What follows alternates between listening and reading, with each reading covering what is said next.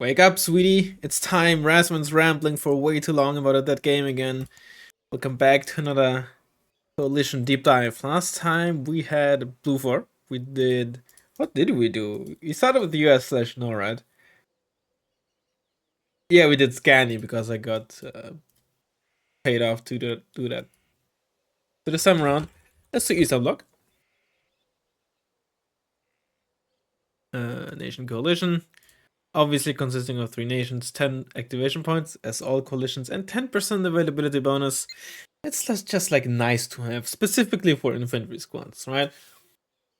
That's where you notice the 10% the most. Where it really starts to like be quite noticeable is 15%, because then all the 4 per card stuff is now 5 per card, which is anti-air units when you upgrade them, like certain ones, for example, or more expensive Recon units. Planes not so much. CVs it's nice to have on like the in between the Jeep and like tank CVs that are 4 per card, right? That's why you 15% is really, I think, the first big step. 10% is just like, oh, it's neat, I guess. But by no means a game changer. So let's get into this. Logistics. Obviously, all right, let's just go top to bottom. Let's not mix it up, all right? PvP 1. Is there another one? No, there isn't. It's a BMP 1, 3 front armor, 1 side. Again, for CVs, the most important thing is usually survivability. And the most common thing to get killed by is probably something like artillery and bombers. In which case, it's more than just front armor. Front armor is essentially just 25% of the area where you could get hit by non-cluster bombers or artillery. As such, side armor is also quite important, and as always, 1 armor does not reduce damage from artillery shells or high explosive bombs, etc. Right?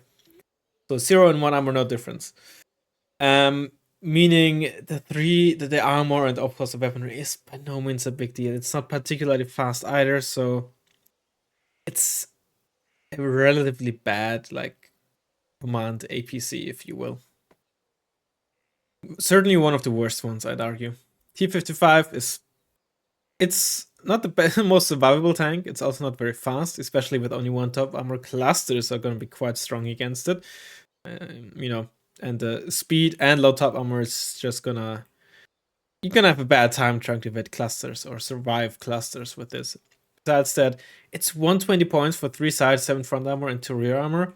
It's relatively sturdy against artillery, but light-ish tanks like that, and even like T-72s like that, if your opponent does have line of sight and accurate artillery, it will still die relatively quickly, right? 2 armor essentially reduces it by 60%, but that's still like, assuming you only always get hit at 2 armor with full damage, 25 HE worth of damage they need to deal, right? You're by no means unkillable. But if you're in a forest / your opponent doesn't have line of sight and has to guess, and then it still like matters quite a bit. Just keep that in mind. Can still very much die to artillery relatively quickly, again, especially if you're spotted. Main downside really is just the availability. Because usually if you go for like a low availability CV and you want it to be tanky, you're probably better off immediately like jumping like a actual tank. No offense, but something that can actually tank damage. I think if this was 4 per card, it might arguably be too good. I'm not saying it should be. But then I think it would serve a more common role. Usually you're just better off going for this. Speaking of the T-72 CV, yeah, pretty survivable. Like just better armor around, right? I don't think there's any hidden stats I need to show. Better speed. The front armor is really not a big deal. However, also this is a T-72 M1 CV, not an M, so full range on the gun as well. However, right, 14 versus 7 front armor is pretty much irrelevant versus bombers and artillery. Not completely, but pretty much. You will like actually be mostly impervious to autocannons up front in forests, but also be like I wouldn't necessarily say threat, but you can deal some damage to even like super heavies that come to you. Now, are you gonna win against super heavies? Unlikely, but every now and then it might come in handy. 7 side armor is certainly a very big deal against artillery. 3 rear is also nice. And the top armor and increased speed make it much more survivable against tank civies. As far as I know, or as far as I remember, there's only a single Red 4 tank CV that has 3 top armor, and that should be the T80 UK. Because every other tank CV is either a T72 that is a non-T72B, right? Only the T72B onwards gets the 4 top armor. So there's just base T72s, or T72M or M1s, or an M84, which also has 2 top armor, or like T55s or variants of that. So 3 top armor is pretty rare on tank CVs. I think the only 2 others are the M1, the Abrams CV, and the Chieftain CV. There's also no Challenger CV, for example.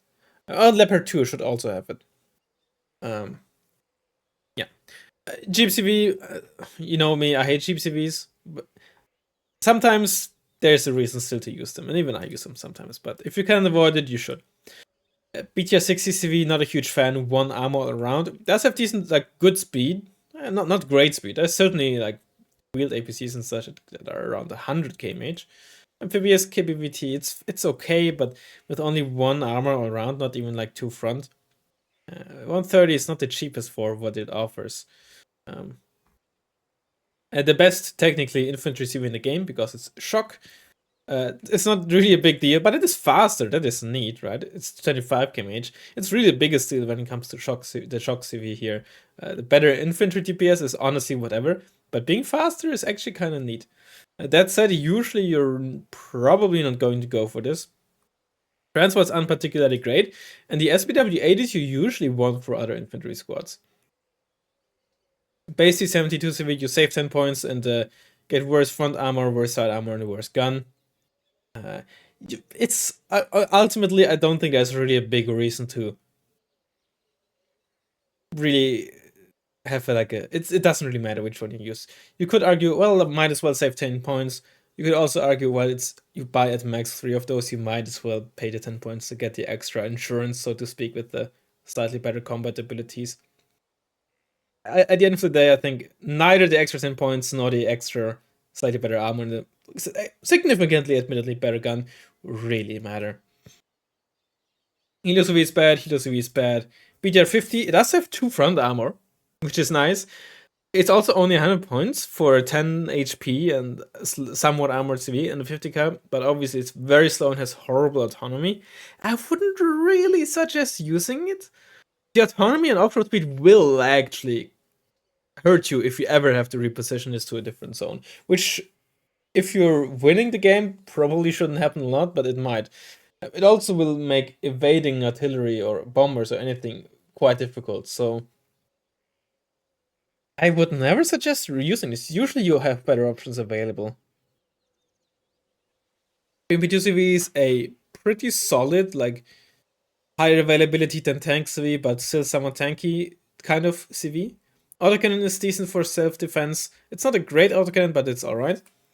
4 front, 2 side is pretty good. It's very fast. And 4 Brocard on like 3, right? So it's a solid CV.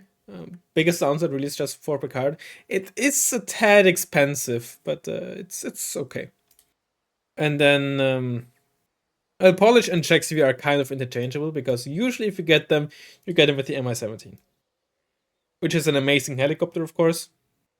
And if you go for infantry CV and want a helicopter, always go for the Mi-17 if you have it available. If you don't have it available, what are you playing then? Marines or mech? In which case you only get the 5-point trucks, because none of these have like tracked CVs available, transports available. This one is this one is the Marines. I suppose you could use this in Marines, but yeah, when you have the Mi-17, use the Mi-17. It's usually the best choice.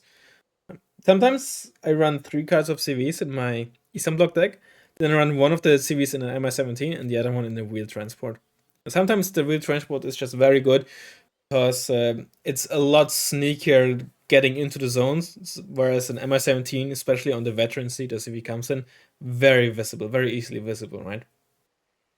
It's always something you have to keep in mind with your infantry CVs. Helicopters can very easily give the position away, or the very least give away the information that there is an infantry CV.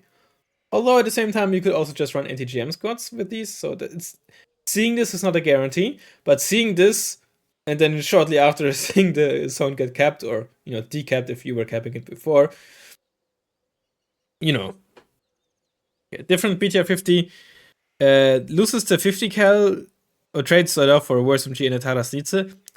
Honestly, the 50 cal is probably better. Also, only one front armor, but it's faster. Still, I unironically think it's better than this thing here. 2 front armor doesn't have, honestly, all that much. Did you... What? Why did you hear the Discord? Why is streamer mode not on? I'm sorry, I just used the hotkey to briefly mute myself. And it's the same hotkey I used to mute on Discord, and I didn't have streamer mode on, which should have muted that sound. I'm sorry. Alright. I unironically think the Topaz is better. Speed and autonomy, especially the speed, are, in my eyes, a lot more helpful for survivability than the one extra front-only armor and the better MG. If it had 2 side armor, the SPW, I'd say something different, but that's not the case. Another M1 CV and another T55 CV, they're pretty much, if not exactly, identical to the ones up here. Well, the Czech one gets a 50 cal, a bad 50 cal. The NSVT and the M2 Browning all have 15%, I think. Yep, the Dishke only has 10% accuracy, which is quite a big deal actually. Still, it's a 50 cal, or like NMG. I think other than that, they should be identical. Is this the CV? No. Sorry, this one. No, okay. I think the tank variant has 1337 on the side. And these ones are identical except for the paint job. Okay. UAZ, just basic wheeled APC, and honestly, probably better than the SPW with the speed. But then again, having no weaponry is annoying. Some weaponry is nice to have. And then there's that thing, which is basically just faster. So they're all right. It's just don't be fooled by the extra armor to get. The HP is quite a big deal versus the Jeeps, but don't think too much about like how much one armor gives you. Still, I would prefer to use some of the Jeeps. Scott is pretty much the same, if not exactly the same. They don't even have a different paint job. Like, they both have the BE09 CDT and the symbol. Surely this is... Okay, this looks like the Chibo symbol. Chibo. Which is like a... it's German. Okay, hold on. I need to... let me put this on screen. Alright, first of all, where's my... This is gonna be very scuffed now. Wait, this is working, okay. Let's zoom in a bit here, okay.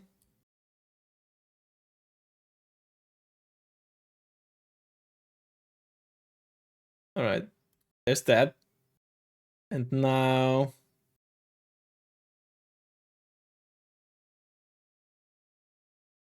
I mean, look, it's not exactly the same. But I don't know why I immediately went there. I swear I'm not getting paid by them. I don't even drink their coffee. I don't even know if their coffee is good. Either way, let's go back to work. How do I make this smaller? Hold on. This is the high quality content that you're used to by now, right? Alright. Back to talking about units. Yeah, it's kind of odd. Or maybe it is just the manufacturer. Also, there like one of the 50% of units that are just tilted for some reason. I don't know why. I just don't understand. I wonder if like because there's like mechanics for the chassis of vehicles like wobbling and all that, right? So I wonder if like for a lot of units, their T-pose, so to speak, is like being slightly tilted, and as soon as you spawn in, the physics and such like make them then be upright or whatever, right? You know what? I'm gonna test this right now. Bridge. Sorry for the cut here. But I think that's more or less how it is. But look at this. I never noticed this. The unit here starts wobbling. Like, it's essentially live updating to the terrain. See how it's like slightly wobbling? So, yeah, once it's spawned in, it's just pretty much even, like not tilted anymore. Like even before it's like, let's say spawned in when it's like just a shadow, right? Interesting. Well, back to analyzing units. Alright, well, that's logistic step. Pop, pop, pop. Supply healers are bad. This is this. Oh, I guess we gotta go back into the game. This is the worst 15 point supply track. Let me show you why. Also, it's tilted, but it's besides it being tilted. Let me show you why. First, we go in game, and I'll demonstrate. All right, I have 4 seemingly identical 15 point supply tracks. All right, I'll tell you what I'm gonna do. I'm gonna tell each and every one to essentially do a 180, right? I'm gonna tell this one to reverse here, this one to reverse here, this one to reverse here, and this one to reverse here. Because this is what it's about. It's the turn time, right? The turn speed. I'm gonna go to bullet time, and I'm gonna start with the polish one, essentially giving it a tiniest of head start, right? Shouldn't really matter, but just to demonstrate, right? First you, then you, then you, and then you. Why do you see bullet time is pretty much relevant, right? Turn is too very slow, right? Now pay attention to how fast they do all of this. This is halfway done. It's look at this, right? They're all like 75%-ish done. More even, like 75 seems right? This one's almost done, this one's almost done, this one's almost done. And this one's just about halfway done, the polish one. Look at how much slower it turns, right? Like they're pretty much done, right? As you can see, they're still like slowly turning, but the polished one is still not done. Why is that the case? Well, let's take a look at the game files. This is the armory tool. Just Google Wargame armory tool. There's a Steam guide how to use it, how to install it. It should be very easy. It's basically just an installer, and then you can run it. So polished one, the star 266, and what's the other one? The Finnish one, SA150. SA150. Excuse me. Now, look at the. You can't see it, but I'll show you. There's the mobility tab up there. Right? Let's take a look at that. Mobility. Do you notice something? We talked about this briefly last time with certain tanks, with the turret tanks. Temps Demi Tour, which I believe is just like Temps is time, Demi is half, and Tour is probably turn, right? Essentially the time, if I'm not mistaken, in whatever in-game time they use, the unit needs to turn around. Pretty simple. 4 versus 6. 6 is bigger, thus more time than 4. Ta-da! There you go. Wait, what? Okay, look at this fuel capacity. Wait, why does it? Okay, now. Oh, okay, I'm looking at the wrong unit. There you go. That's more like it. That's a supply truck. Still, same thing here. I was surprised. Like, what? 50 speed, fuel capacity 300. Yeah, there it is. Temps Demi 6 versus 4. Which makes me think this is a 5-point truck. In the normal 5-point, the Chinese 5-point truck is Temps Demi 4, Demi 4, which I actually never noticed. Are all the 5-point trucks just that? What about the normal Euro? LKV? Oh my god! Even the I would have even the 5-point truck. Even the 5-point truck has the issue. Oh my god! Oh my god! Never use the Polish Star 266, please. Alright, well, you learn new things every day. But yeah, if you look realistically, it's not a huge deal, but there's literally, if you have the choice available between 2 different 15-point transports, like in Baltic Front, there's literally no downside to using. In fact, there's literally an upside. A not very consequential upside, but an upside to use the Finnish 15-point supply truck over the Polish one. All right. And then, yeah, 30, 40, blah, blah, blah. All right, infantry. 20 minutes and we're just done with logistics. Oh my god. I always end up talking about way too much unnecessary stuff. FJB40, actually really neat. Obviously, LSTR40, everybody loves them. They're probably my favorite unit even. I wouldn't say they're the strongest unit in the game, but they're definitely my favorite. I think they're my favorite. I would say they're my favorite unit. Really, really good unit, obviously, right? A must take in the deck. Let's be real here, right? They're incredibly good. But FJB are still really, really solid. First of all, they're only 25 points. They now get a 10-point transport as well, so you can get them in the SPW 60 PB now. Which is 10 points now. You could get them in that before, but it's 10 points now. So 35-point package. They come with high veterancy. So the Strela is actually not that bad. First of all, look at the reload time. It's 4 seconds versus 6 on like other MANPAD, pretty much every other MANPAD. I don't know if there's like other like low tier Strelas, even they have 6, right? But I don't know if the Eugene did it on purpose or something, but that's very helpful. They have 4 seconds. This is not a horrible map, but obviously, you know, it doesn't have the range of Iglas, not the HE. So if all you have is FJB in terms of anti-air, planes are probably not gonna care too much. But against helicopters, this is far from useless. Yes, you will need more hits. And yes, an Igla is probably better versus most helicopters, but let's look at this, right? Lynx's Cobras, for example, 6 HP. You will need 2 hits with Iglas too. Let's ignore critical hits for sake of it.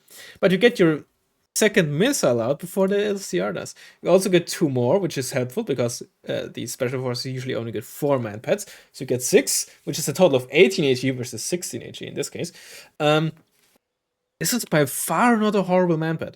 Still 50% base accuracy, and the reload time helps quite a lot, right? You will often get those missiles come out faster than you can look. They're incredibly. I think they can easily surprise you. RPG 7V is again not like amazing, but it's still like gonna do just fine against like Recon IVs or IVs or like Recon combat vehicles and such. You're gonna double tap up until 9 armor, so the Recon Leopard, if it's in range, of course, will still get double tapped. 40% base accuracy isn't too great, but again, the veterancy helps. The assault rifle is just very basic, but it's still like elite assault rifle. It's not horrible. They're incredibly solid, like just good to have, right? They're not gonna suddenly, like an individual squad of those is not gonna like boom change the entire game, unless of course you might end up sniping in a very important CV or something. But they're incredibly versatile and very, very affordable. There is an argument to be made to run them on top of LSTR 40 because with their affordability, and in many situations, they're gonna do just as good of a job as LSTR 40. You don't always need 24 AP. You don't always need like the extra range on the HE on the Iglas. If all you want to show down is like a Lynx H7 and all you need to kill is an AMX-10, the RPG 7 is basically gonna do just fine in the Thriller 3. And you're not gonna use your very important Vampire card, right? LSTR 40 basically the only truly high-end AT you get on infantry, right? And sometimes you need something like an LSTR 40 on your flanks or something, and using one of your precious RPG 29 units essentially might not be that nice. FJPR can do a very similar job and are more affordable. They're incredibly, I think, underrated by a lot of people. Not everyone, and some people definitely rate them quite a bit, and even more than me. But I think while they are overshadowed for a good reason, I think people are kind of overlooking them. That said, I would never suggest to replace LSTR 40 with them, okay? Always take your LSTR 40, kids. But do not immediately ignore taking a card of FJB 40 on top of them. I think this is a very underrated card to use even when you have LSTR 40 available. They're a very good squad, honestly. In recent years, I've really started to appreciate them quite a bit. Igla 1, it's basically an Igla with 15% less accuracy. Quite a bit of accuracy loss. It's still an okay MANPAD. It's like it still has a range of an Igla, which is nice compared to something like a Strela. But the accuracy difference is quite a bit. By no means like a horrible unit and a horrible manpad, and if you ever like need a manpad, you just should use the Grom, right? For 5 points more, you gain additional range step, which is huge, and 20% accuracy. Not to speak of the Grommet. And this is one of the few units where the 10% extra availability really nice. Getting 7 instead of 6, I think is very comfy. Very, very comfy. Straight up 2 is just horrible. And fortunately, I think the same goes for the Czech one. You cannot get the MI17 anymore like you could in like 2016. Only OGs will remember that 2 versus 2 tournament. AJ17, very niche unit. They're more niche than flamethrowers. They are kind of your IV, like infantry IV kind of unit, right? They shoot at long distances. They're there to support your squad, but never directly fight one-on-one or something. They're also incredibly quiet. They will shoot out of towns and such, and just won't get spotted. It helps that they can shoot at a long distance, which makes it seem like they just will never get spotted, because usually when infantry shoots at you, they're like at 700 meters. Obviously, they have only 5 HP. Users against vehicles, want to be careful. I wouldn't suggest using them in an unspec deck, but in like a mech deck, maybe a moto deck. But moto, I feel like is hard to justify, because you usually will need lots of recoilless rifles and ATGMs and such. But in mech deck, certainly worth considering. Also got like MI17 as a good option. Vidra 2 is a solid IV. It's basically a KAF V25, for example. Even the OT62B with like 40% accuracy since the Italy patch is a decent choice, or just a solid 5-pointer. It's solid, not great. 2 front armor is nice. This is where 2 front armor is very important, even if you only have 1 side armor, right? As for like a frontline spam unit, unlike a CV. 2 side armor on top of it is still very noticeable, right? Something like an AMX 7 side shotting you from the bushes, right, is suddenly gonna one-shot you, right? Big deal. But yeah, Commandosi, most overrated unit in Wargame ever. Don't get me wrong, they're okay, right? If you need special forces that are good at infantry grinding, they're a solid choice, but they are, for the cost, pretty bad versus vehicles, unless they have 1 armor. The transport options are fine, nothing great. There's their KPVT APCs don't have the 20% one, like the BTR80 or SPW80, nor do they have 2 front armor. MI17 is fine, MI24D is fine. For some reason, they can fit in an MI2, but they're okay, but just overrated. Like, for some reason, people just I don't want to get like, people love metaphorically pleasuring their third leg quite a bit, okay? It feels like it, at least. I don't know why. They just have a hard-on for these guys, right? They're fine, but just nothing special. They have a carbine, well, gameplay-wise, a carbine, right? Assault rifle accuracy and range, suppression and all that, slightly higher rate of fire, slightly better stabilizer and CQC stats, but nothing crazy. I have an RPK, which is a good MG, not the top tier, but good, like in the upper third, I'd say. And like a honestly below average RPG for something like a high-end special force at 35 points. Even the 84, the Core Marine 95 use are, I'd say, below average, but it's still significantly better than RPG 16D, and they have a mini-me on top of that. So, yeah, like, they're fine, but outside of, again, if you specifically need like town grinders that can like have some AT capabilities and are fast and all that and are tanky, yes, they're gonna do their job fine. I'm not saying they're bad, I'm just saying they're overrated. Like a Perota, very nice, very, very nice. One important thing to keep in mind, if I remember correctly, they're one of the only, if not the only, squads. Yerp, they are. Whose recoilless rifle actually has basically the same aim time as normal 8 anti-tank weapons, right? Let's take a look at, just for the sake of the argument, Razzmann. Look at their M72 law. You see aim time, I don't know, like there's no value for aim time. which basically means 0.2. I think 0.2 is always like the lowest time value you can have for aim time and all that. If I remember correctly, I might be mistaken, but pretty much instant for the sake of it, okay? Which usually only really goes for these basic anti-tank weapons that are quote-unquote fire and forget. RPG 7s, M72 Lost, Panzerfaust 3s, etc., etc. Something like that. Eric's, for example, has let's see, LRAG actually has 0.2. I think it used to be longer. That's why it has 0.2 now, as opposed to no value. It used to have 1 second, I'm pretty sure, like other ATGMs, right? But if we just look at the Milan ATGM, 2 seconds, for example. But then if you look at, for example, Norlandsjägere, they have 1 second aim time.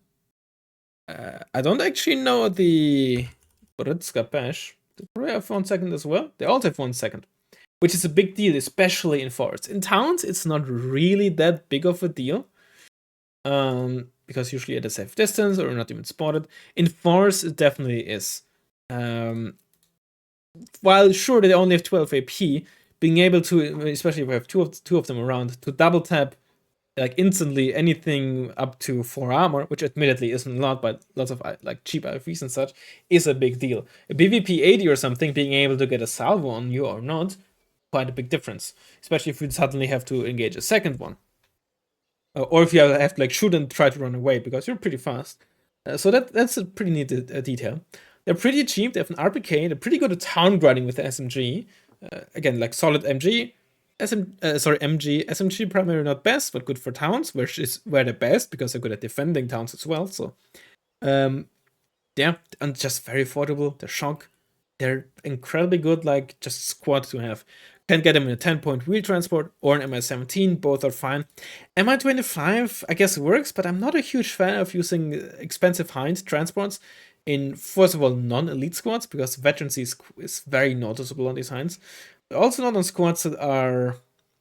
They're not particularly self-sufficient on their own. While they are very good, even individually, in like towns, defensively and such, I do prefer to use them with like Spetsnaz crew or the Czech special forces in the Recon tab that have solid anti-tank weapons as well, but that is more of a personal thing. Leichte Schützen are kind of a counterpart. They're shock, they have an assault rifle, but just an average MG. They got the Metis MG anti-tank missiles instead, which means more range, more accuracy, and more AP. Technically, it's a higher rate of fire as well, but it's also guided, which means you need to keep line of sight and you can't get stunned. Or, like a Perota, if you're spotted in a town when you shoot, you can still just shoot and then immediately hop back out of town to break line of sight or get into safety or something. You can't do that with Leichte Schützen, right?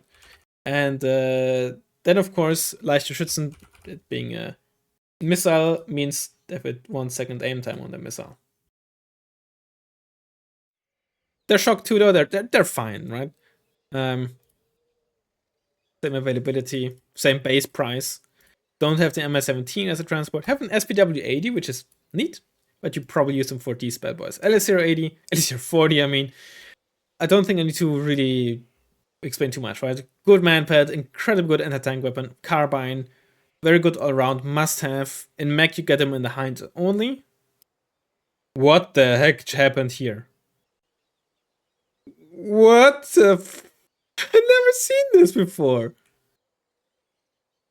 There you go. What the frick just happened? How did I do that?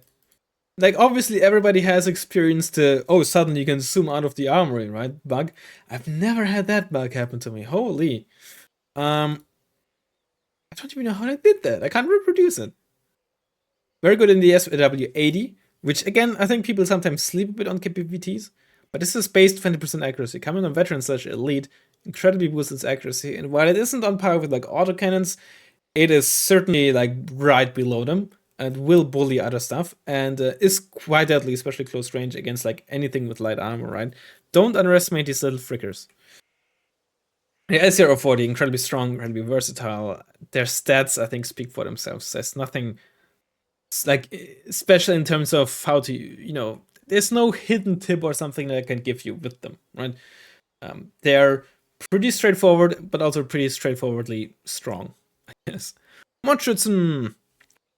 incredibly cost efficient grinding infantry. Like 15 points for a shock squad. It also has an RPK, not just a basic MG. It's very nice.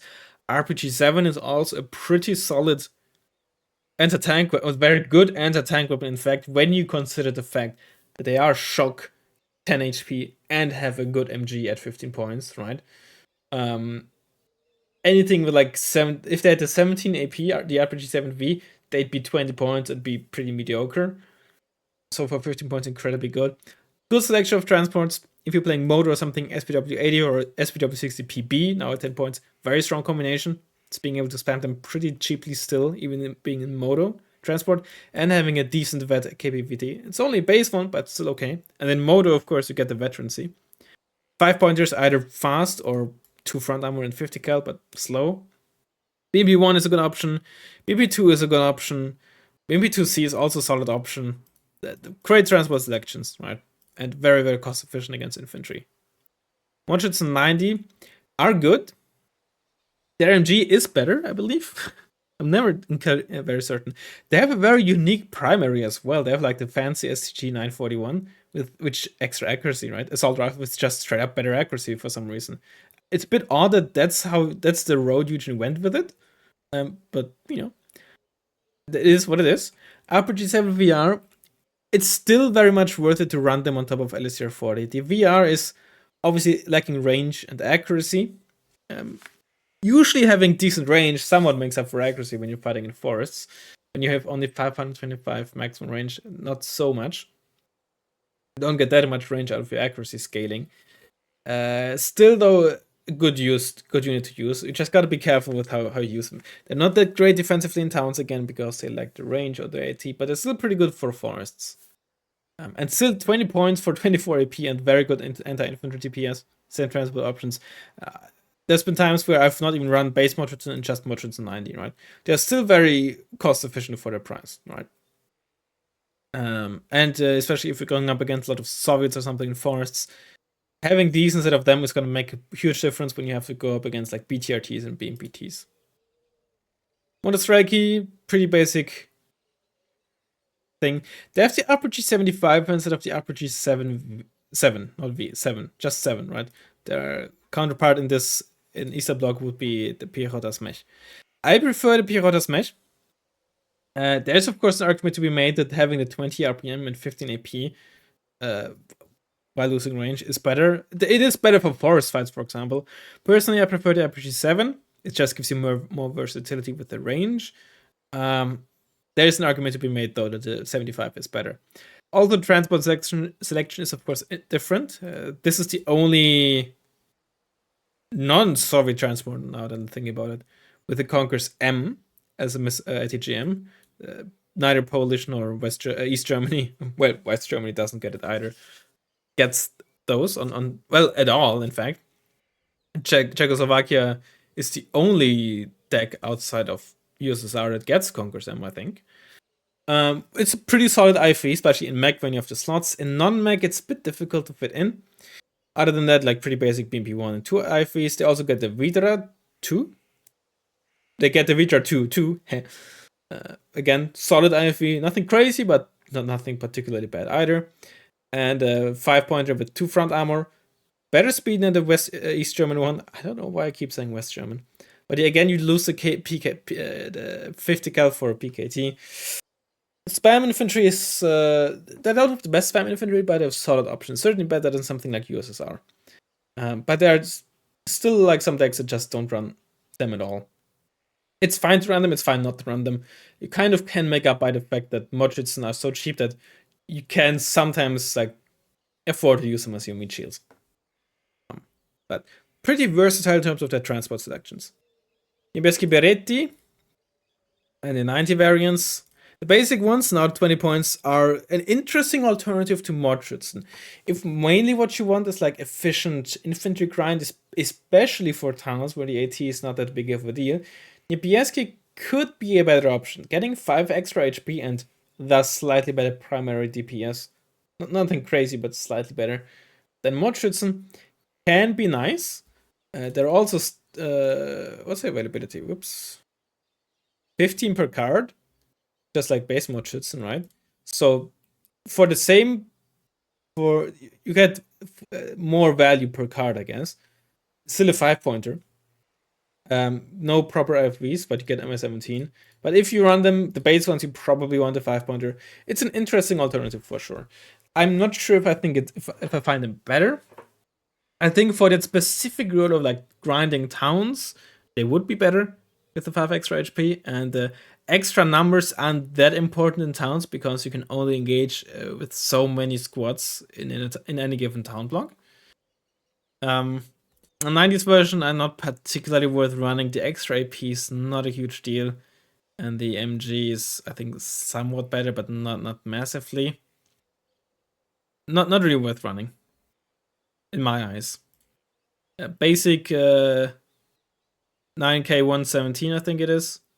ATGM, it's fine, it's good, it's solid, especially in mech. I love to run 2 cards of ATGMs, a cheap one and an expensive one.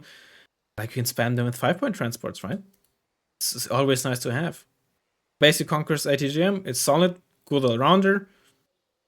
RPG 7V Fist Squad. It's having 17 AP versus, for example, the Kargustav squads on Dufor with 18. You definitely notice 4 armor is somewhat common on IFVs, BMP2s, for example, Martyr ones, right? So that have solid transport options, right? In fact, 3 entire, like 2 and 3/5 of a row you get in terms of transport options. Pretty sure to get like every transport available except for like the MN25 and 5-point truck that the Czechs get. You can get them in wheels, you can get them in cheap APCs, you can get them in IFVs, you can get expensive IFVs, right? You can get a Conqueror M IFV. Like, very frequently, if you see this being run in mech, you see them with the Panzerrovnici as well, because they're still 10 points, and like having a squad of these around can be nice. In mech, it's certainly worth trying them out, because again, the infantry based anti-tank option besides LSTR are pretty meager, and LSTR and mech do not come in ground transport, so are awkward to get to the front line, or expensive as well. And thus, even just getting them in a 5-pointer or like a Vitra or something is not uncommon to see in mech to like bolster your forced anti-tank capabilities. Panzerga are the same, but with essentially well, they basically give you an additional transport selection to choose from, right, in the form of the BMP1s or the SPW80. The other Smash are the same as Modest Reiki, except for the AT, and the fewer transports. They don't get the high-end BMP2. Well, there's this little thing here. They have the BMP2 and BMP2D, or BVP, whatever. The 2D variant has slightly better side armor and worse speed, and it's not amphibious anymore. Not really worth it. Not really worth it. Strela 2, we went over this. Strela 3, again, not that great. Also, I forgot to mention, the Strela 3 on the FJB also have additional accuracy, for some reason. I'm not complaining, I think it's fine. Does it make sense? I don't think so, because usually, like, special forces having better accuracy comes through the veterancy, right? Also, better accuracy through the training comes through veterancy, but yeah. More TGMs, we went over them. Grom, well, Strela 2 went over. Grom, or Strela 2M in this case, whatever. Grom for the 3rd time, very good. Essentially a Mistral, but 2 HP instead of 5 and 1 less HP. Also, I think are Mistrals 25 or even 30 points? Yeah, 30 points even. A very, very good manpad. Again, the 4 HE versus 5 HE doesn't matter as much as sometimes you'd think. Especially because, or specifically because, I should say, many Red 4 like support tab anti-air missiles have 6 HE or more. Thus 4 plus 6 or 4 plus 7 obviously still is 10 damage. Many helicopters don't have 10 HP either. Only if you have mainly manpads or only manpads around, then yes, it does matter, specifically versus planes. But especially when you have the Promet transport available, which is essentially a Scratchet, but you lose the PKT, quad PKT to normal PKT, and you have only 1 front armor, and no top armor, and only 1 side armor, and I think you might be a bit slower. You basically all run worse, but have the same set U23. Very, very strong combination. And I think the Promet still being so good shows just how busted this Scratchet really is. We went over this, and this Conquers M speaks for itself. Czech ATGM squads have like MS-17s available as well. Reserveschützen, I wouldn't run them. I would run the Czech reservists. If you run these, I think you're better off running the Czech line infantry and 5-pointer. Having a better front armor is worth more, and 15 HP. It's not. If the transport had the 50 cal, I think you could make an argument for it. But like this, I don't think it's a particularly great like spam card. Unless you specifically want like a really cheap spam on wheels for a motor deck maybe, then yes, it's worth considering. Still, I'm not a huge fan of them. The Parasy, not worth running. They're an RPO squad, but it fires once every 6 seconds, right? It's not great. Usually you're better running of flamers. Speaking of flamers, you only shock flamers, so better speed, better veterancy, better primary weapon. Neat. Like if you really want strong flamers, they're the best ones around. Yeah. They will just delete infantry in towns and such, right? But as all flamers, they will struggle against just 2 5-pointers running at them. Spadochroniarce and the 90s variants, basically Motrits and Motrits 90, except that the 90s variant have a normal MG and a normal RPK 74, and of course the transport selection is different. Before the Italy patch, these are what you would see in like Moto, because they'd have the 10-point transport available, whereas Motrits didn't. Now they do. So the main option is, main choice really is still for the Mi-17 though. Still quite strong. SPG-9, I've tried to use them multiple times. They got, I think, above to 10 RPM, which I think they didn't have before. They're still just so mediocre. Like, they like the range and AP and RPM of other fist squads. Very impact-less, I guess. Base Gorn Strike, essentially. Or Leichtschützen, but they're regular instead of shock, right? They're okay, but both Lekka-Perota and Leichtschützen are probably just better options. Leichtschützen can defend themselves much better against infantry. They're better veterancy also means they're slightly better accuracy. And Lekka-Perota obviously have a rigorous rifle, but they're shock as well. Yeah. Pioniere, they're firing like 3-round bursts with their flamer. So basically a better RPO Rus. Deletes infantry, but also gets deleted very fast. So if you want flamers, again, I usually prefer flamethrowers. Wizard 90, same thing with the Spadochroniarce and Motrits. Copies essentially. Again, also in this case, you get Mi-17s. Wachregiment.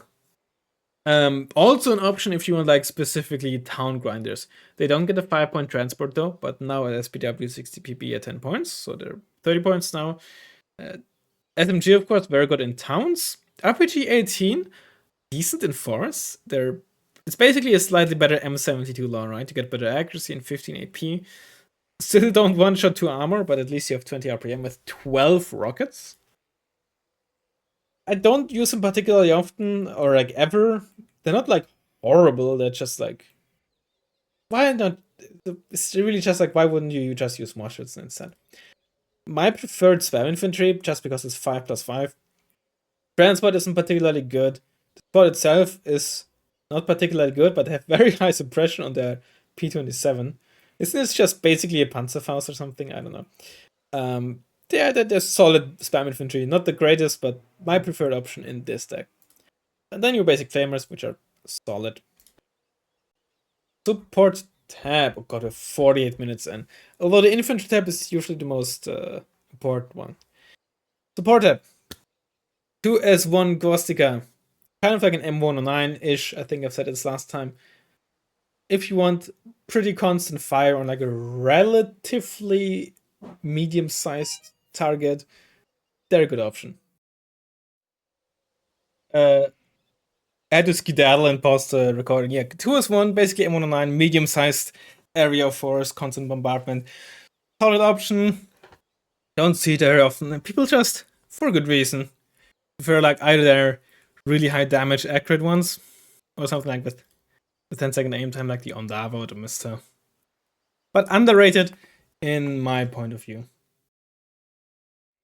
Dana. People love their Danas for some reason. Like, people have a hard on for this, bit like the Commandosi. It's just not very good. Long aim time, Not the best rate of fire. Still rather expensive. This is like the artillery category that is just kind of screwed in this game. Because at this price point, you might as well use either like pay a tiny bit more and get like a high damage one like these, or a 10-second aim time one like that, or you just get something cheaper which is better for the cost at like sustained fire, right? It's just a sad truth. These ones are like M110s, right? Bit more range, I think. But other than that, basically the same story, right? Really long aim time, really low rate of fire, but pretty accurate and really high damage. Not much else needs to be said about those, I think.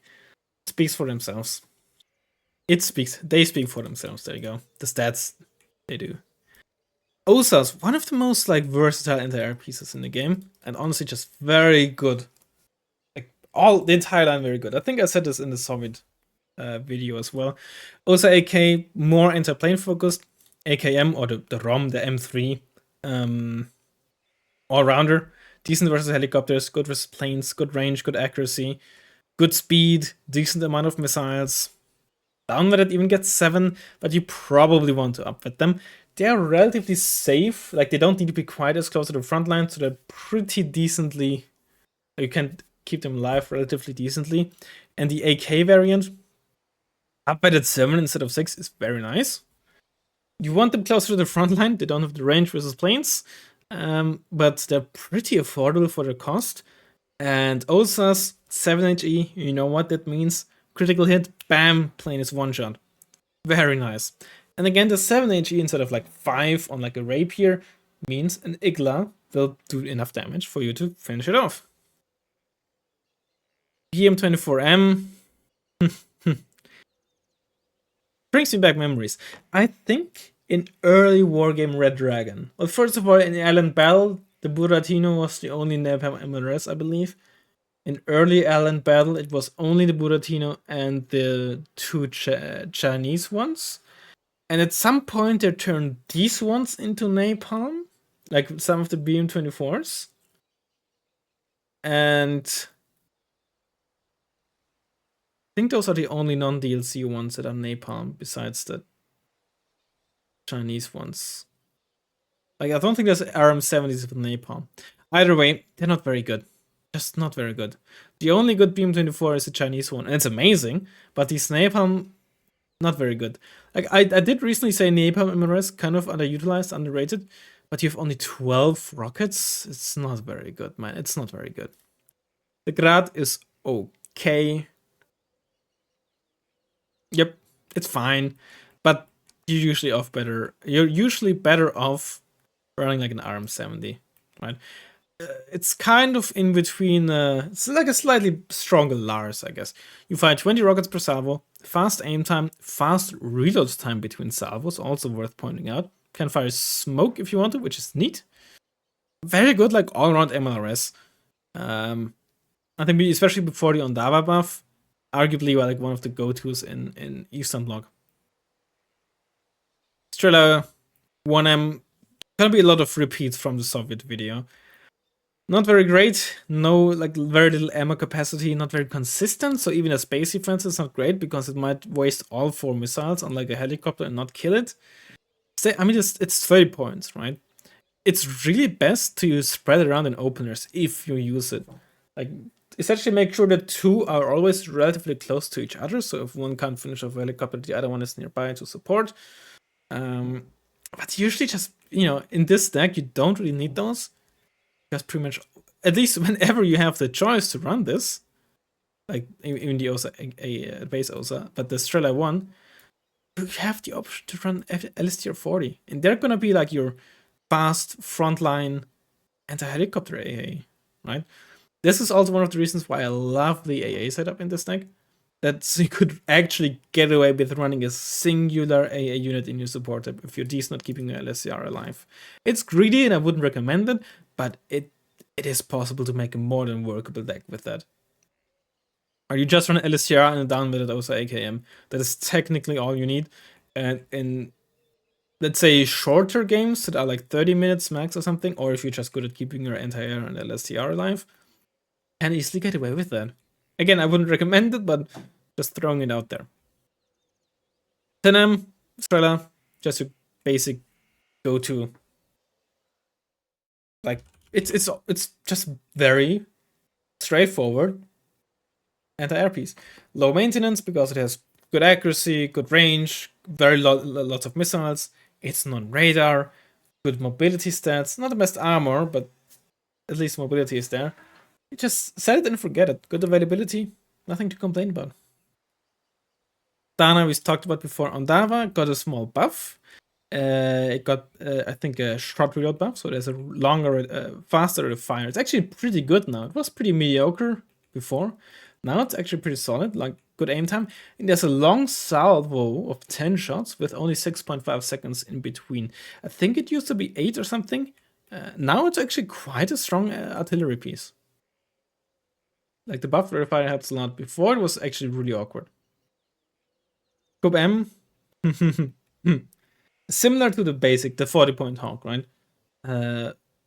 Pretty low range for the 9 HE missiles, but it's 9 HE. And the low price means it's gonna upward pretty quickly. So you get a few of them, hope they're gonna get some early plane kills, and then the elite variants have a much higher chance to hit and crit, right? And you have so many around, just one crit you need, and any plane is dead. It's very funny. Osa. Osa. Don't see that often in Eastern Block because of LSCR 40, but it's still a pretty solid unit. 7 HE at 2800 meters range, non-radar for 30 points on wheels is crazy good. But of course you have 35% base accuracy, which is not good. But you can also just get very lucky to crit a plane that flies over you, right? It's funny, but it can be very frustrating for both parties, right? It can miss like 8 shots in a row, but it can also just instantly crit like 50% ECM plane, like a 27M or something. Just as long as you don't have to rely on your OSA to kill a helicopter to save your main push, it's a good unit. Just make sure that you don't have to rely on a singular one or something against like a helicopter to save you, right? At least unless it's like unplanned, right? Obviously, if you lost your like 2 AA pieces and this is the last one you have, it's a different story. But like, don't use this as your only anti-air unit in like your opener on your main push, is what I'm saying, okay? It's just reckless. AK and AKM again. 1 and 10M again. Tor. Repeat from last time. Very versatile. Good range versus helicopters, good versus planes, good accuracy, good HE, good amount of missiles, good mobility stats. Like a Straton M, but like in radar form, right? Meaning it's better than everything, but the trade-off is it is radar now. Also, I like how these missiles are like popping in. Like, seems like it's the only model that does this in the game. I never noticed this. Yeah, it's good. Not seen very often. It's also like pretty squishy for its cost, which is awkward, because you still want it to be relatively close to the front line to make use of its anti-helo stats. So yeah, it's quite good though. It's quite good though. But if you run it, I would definitely suggest running a secondary AA piece. Not the best availability. Pasta 4 is fun. Like 4 missiles, by the way. Like 4 before it has reload for 10 seconds. So Igla once, though not base Iglas. So 40 instead of 55% accuracy. Keep that in mind. I don't run it because I actually have a different preference, but it's fine. Shilkas and Beryusas and all that, which I think this is Beryusa and this is a Shilka or whatever. These things here, very high burst damage. Not the very best range for their cost, but the burst damage is very, very high. It's just that as soon as you have to shoot at a secondary target, like you kill the first target and then have to shoot at another one, you're gonna be sitting there reloading for 10 seconds. Because their magazines are pretty small. Which is why I can't really recommend them. Well, you could use this for like base defense, right? It's gonna be fine against singular helicopters, or even against ground targets if they can get in range before they killed you. But something like an AMX-10 or other kind of vehicle gonna spot you and shoot at you before, like outside of your range. Because you don't want this in deep forests to make use of its helicopter range, right? If you want to protect your CV or something. Tunguska, base Tunguska. Tilted. It's solid. Not a huge fan. And it does have 2 front armor, which helps. Gun is, of course, amazing. It's pretty much the best spag gun in the game. Well, besides the automatic, probably. Yeah, not much else to say. Non-radar missiles are nice. Not the best ones, but solid. 4G, 5G motor. Not the one you would usually use because the Czech one for the same price has more ammo. This is basically a ZU-23 truck, which you get what you pay for. This little thing is what I usually run instead of the Pasta 4 and like a space defense and such. It's this truck, but you get 2 Strela 3s. Like by two, I mean double tube before it has reload. For the price, it's actually pretty solid. The Strela 3s help quite a bit to actually, potentially, if it is, kill helicopters while the ZU-23 stuns them. It's cheap, it's fast, good for base defense, high availability. This is usually what I run as my secondary AA piece. As base defense and like to support a bit on like flanks and such, and then have like a AKM or something as my main AA piece, or never. Coup M again, Coup M4, basically a book M1 or a never, 65%, high range, 980. Biggest downside, well, it has good availability, right? All the previously mentioned ones are 4 downwetted and 3 upwetted. This one, technically is 6 downwetted, but the availability bonus puts it to 7. Speed and armor, right? It's not very survivable, which is why I wouldn't recommend running it. Also only 3 missiles instead of 4. In Czech, though, still very good. Praga has horrible rate of fire stats. Drop 1, not very good either, but I think it got the ammo buff in the last patch. But Drop 2, I'm a certified Drop 2 hater. Number 1. Number 2, it has good range, but only versus helicopters. Also only carries 4 Iglas, and for 60 points, it's pretty not so great versus planes, which is why I don't like it. It's also not that amazing versus helicopters because of its long aim, like 1 second aim time, like specs have, and not stabilizer. So you have to be careful when you're fast moving this. BM24, BM21, RM70, we talked about these just earlier. Cluster BM27, it's not quite good enough. Unlike the Eurogun, like the HE BM27, this one actually has less AP than the Blue 4 M270 counterpart, right? What am I talking about? The Mars, for example, the Blue 4 M270 counterpart has 6 AP versus 5 on this one. Whereas both the Eurogun, if I remember correctly, and the M270, like the French one, for example, both have 11 at G, although the French one is slightly higher AoE. Either way, it has more ammo and a higher rate of fire than the M270. It's not a very good cluster MLRS. I've used this quite a lot. Like, I've tested this quite a bit. I mean, it's gonna be fine in team games, right? But especially in 1 versus 1, it's not very good. In team games, it's probably gonna be fine if you run like these oversized 4v4 and 2v2 party and team games like that, right? I still just find it a bit disappointing, personally. Also, AK and AKM again. These two again. This might actually be a better cluster because it has like these 20 rocket bursts, a much lower minimum range, meaning that once you start firing, the opponent has much less time to react because they don't fire from the enemy spawn, right? So use it near the front line. And yeah, I think to finish off low AP targets, low HP targets, probably a better choice. Group M, the 2 Nevas. I prefer the tracked one because quite well armored. Horrible speed, but very well armored. Yep, your backline, high accuracy, high range anti-plane missiles. They're like a Book M. A Book M1, I'm sorry. You get what you pay for, right? Pretty straightforward. Both are fine. Again, I prefer the tracked one for the armor. Like, quite tanky, actually. For some reason, right? You'd think that an artillery shell just hitting those missiles are immediately gonna... Well, I don't know if they would explode. I don't know about the mechanics, right? But if they're not exploding, at least those missiles are gonna be done, right? You know, not in this game. We talked about these Akatsiya or Akatsia. I prefer over the 2S1 because higher damage and bigger, but they're both fine. SFL, the Mister, also 10 seconds aim time, has less accuracy than the Ondava and many other 10-second aim time artillery pieces, but it also means that the supply cost is lower. So yeah, do with that what you will. And of course, pretty survivable thanks to its armor. Also carries quite a lot of ammo itself. the Ondawa does too. So technically, you might not necessarily need a fob if you're a bit careful with how you use it.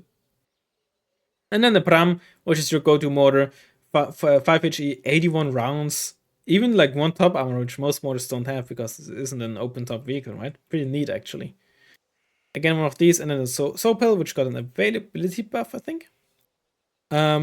Also like pretty solid, like not frontline, but like flank or base defense anti-air piece, similar thing to this. Obviously a good chunk more expensive, but carries the Groms with good range and more HE and more of them. 10 HP. Amphibious, 1 armor, not a huge deal. Well, this against like autocannons, not against artillery. But yeah, pretty solid. Tanks. Yeah, T-34. I'm gonna do like a quick run through the not so great ones, okay? T-34 not very good. Could work as like a fire support tank and like armored. Like 50 cal and 3 front armor is nice. Decent range and HE, but only 6 RPM. But solid mobility stats. Not a huge fan. T-55A struggles because bad optics instead of poor. Also gets one shot by spikes, not so great. M1PB is in a price range where it just doesn't have a role. Too expensive to be like fire support spam. Too weak and not self-sufficient enough to like be used at a flank because then it just gets bullied by Recon fighting vehicles. Does have kind of a role in armored, like Hived Bastion is fun.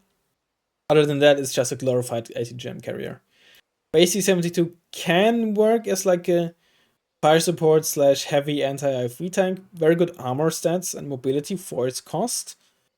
Lacks range though to be more versatile. But for 40 points, the armor and like 7 RPM and 4 HE autoloaded is quite neat. Good MG as well. And again, mobility sets are fun too. T-72M is like just a slightly better version. And yeah, it does its fine. It's job just fine. M1 actually a pretty solid medium tank, just very overshadowed by the Wilk. But 80 points, medium optics, 14 front armor, 18 AP full range, and solid accuracy is actually quite an okay tank. Again, just mainly ignored because M1 Wilk and the M1M exist. Yeah, but it's actually quite a solid tank. The S1 and S is basically just better because you get a sphere for 5 points, which is very good. But if you're down vetting, you lose 1 per card. Not a huge deal in my eyes. Very solid all-around tank. Basically an OBR 87 with a better gun, right? Also 70k mage is very, very good. And 4 top armor. Just very good, like medium heavy tanks. I like them quite a bit, especially the S1. The sphere is very nice to have. Just a horrible tank. Horrible utility or horrible mobility. Dyna 1 is a very glorified ATGM carrier. Arcan is very nice, but for 65 points, the rest of the tank is just not very good. Like, the armor stats are actually fine. The problem is, what do you do with that armor? You have a horrible gun. Like, for 65 points, you have 2100 meters range. You have 15% accuracy and 8 RPM with 15 AP. It's a horrible gun for the price. And the 50k mage off-road speed with poor optics. You're a glorified Arcan carrier, which is fine. Like an armored, you can definitely get your use out of it, but it is not. Other than that, it's not that good. Merida is the same as the M1B, but 5% more accuracy. The AM2 Merida is okay. Got a small price buff, I believe. Like full range for 45 points on your tank is quite okay. It's just like in medium optics. I think if it had medium optics, it could do like a Leopard 1A4, the West German one role, which is like a decent flank tank and like general like support tank and like anti assault vehicle type of tank, right? Lack of medium optics just make it not very self-sufficient, and that's usually the bane of tanks in this price range. Because again, if you're using it like near the main front line, then there's gonna be plenty of vehicle like where you would have your like a lot of recon and like fire like infantry support spot for you, right? But at the same time, if you're using it there, that's where you're gonna also fight against your ATGM squads, your medium tanks, your heavy tanks, and all that stuff, right? And then this is where it's just always gonna be outclassed. And then on your flanks and such, and you're gonna be outclassed and way too expensive to be used, like to be spammed as fire support where you get 5 shots off and then die. Like 45 points is way too much for that. And then in your flanks, you're up where you don't have enough recon, like for every angle, or infantry for every angle to spot. Then that's where you're gonna get bullied by like AMX 10s and mechanics and such, right? That's really the main issue of a tank like this.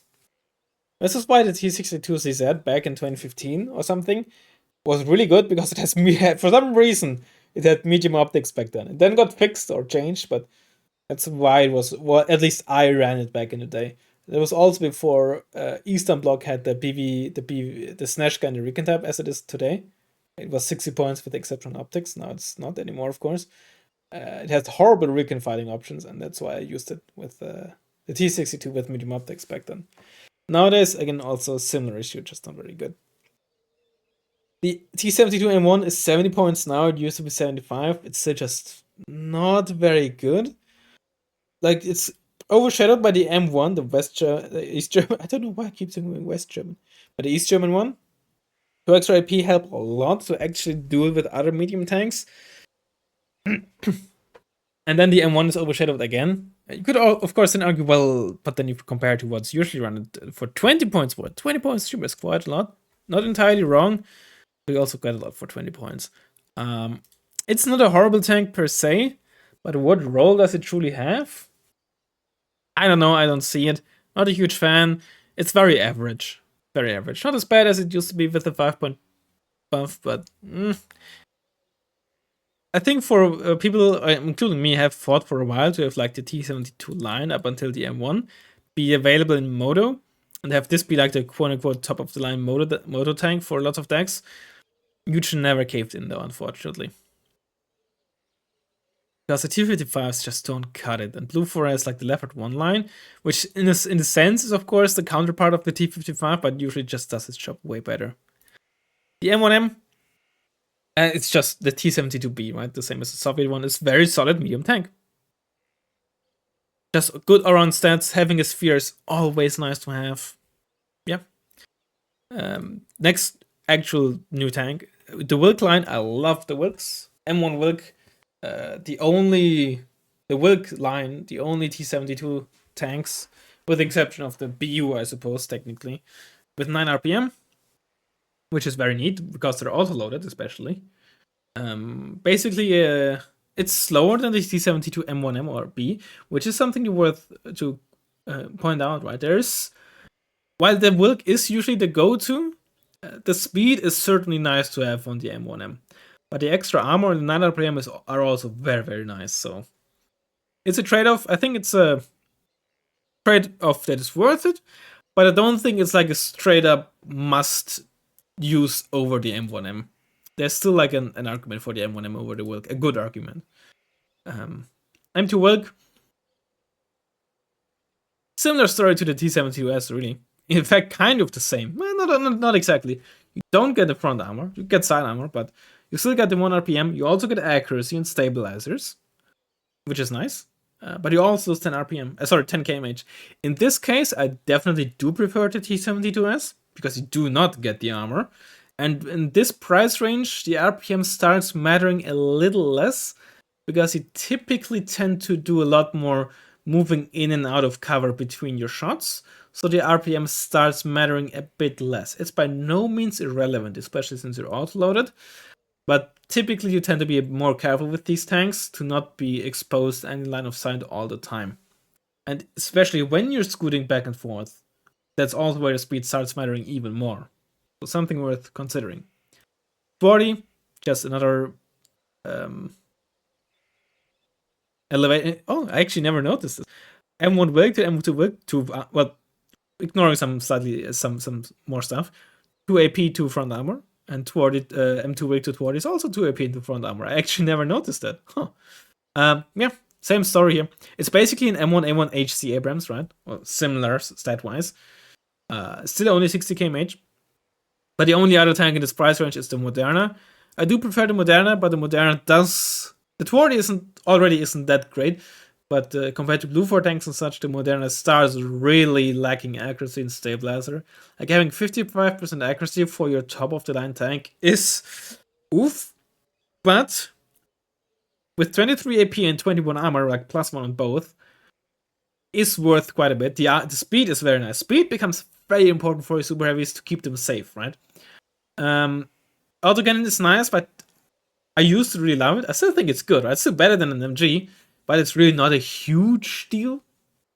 Although it does help quite a bit when you're doing like a super heavy opener in 1v1s, because then your super heavy can do a lot more than just shoot with its main gun, right? Then the autocannon becomes, like against Moto and mech decks, the autocannon becomes a lot more valuable than just an MG.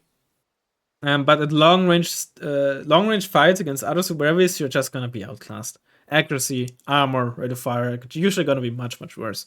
But you are 3 per card, which is very, very helpful to make up for it. Recon. So much to go through. MI2 is fine. M8R is bad. I hate exceptional ground optics, especially when they're this basic. Jeeps are bad. This is not very good. You should really just go for the BMP2. Sorry, BRDM2. There you go. Much cheaper and basically does the same thing. Because what you want to use this for is to just sneak around the map and hope you can find like a Jeep CV to kill. This has no role. This is pretty bad. This is just a much worse option, right? Not amphibious, worse off-road speed, and worse HP. Just pay the 5 points. Snezhka, very solid recon vehicle. Not a must-have. It used to be back in 2016 or 2015. It's solid, right? It's 4 front armor, good autocannon for 30 points. Very, very solid. Good base defense, good flank defense. This is also not very good. Went over these already. Meteor 40A is like an actual somewhat acceptable like wheeled support fighting vehicle, right?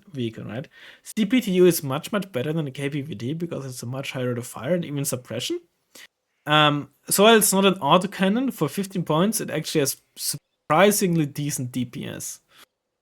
Do not underestimate these things, but you will run out of them really, really fast as well. So that's really their main downside.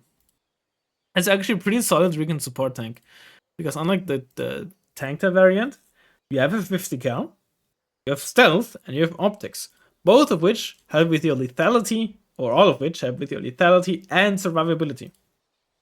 Sometimes run to bolster your fire support, right? Which is usually not that great in Eastern Bloc. E55 is okay. This isn't very good. Formosa, yet another, if you need infantry specifically for tank grinding, that's a good option. I wouldn't recommend. You Recon infantry, like maybe in a motor deck, sure, but in a non-motor deck, I would not recommend using them. We have good options for infantry grinding in Eastern Bloc, specifically with Mortars and such. And you have some much better Recon infantry options as well. Because, as always, your Recon infantry will... Okay, let me put it this way, right? If your opponent knows you have Recon infantry somewhere, and they will want to get rid of it, either they're going to artillery it, or they're going to try to flush it with 5-pointers. If they know they're Formosa, right, just gonna send 2 5-pointers and kill it, right? Or if you're trying to sneak around with them, and your opponent is protecting their flanks or civvies with like 5-pointers spread around here and there, or other light vehicles, your Formosa can't do anything against it. Or barely anything, or they will take way too long to deal with that. Where they're used, where Recon infantry is usually used best, there's just no real usage for a grenade launcher, or very, very rarely at least.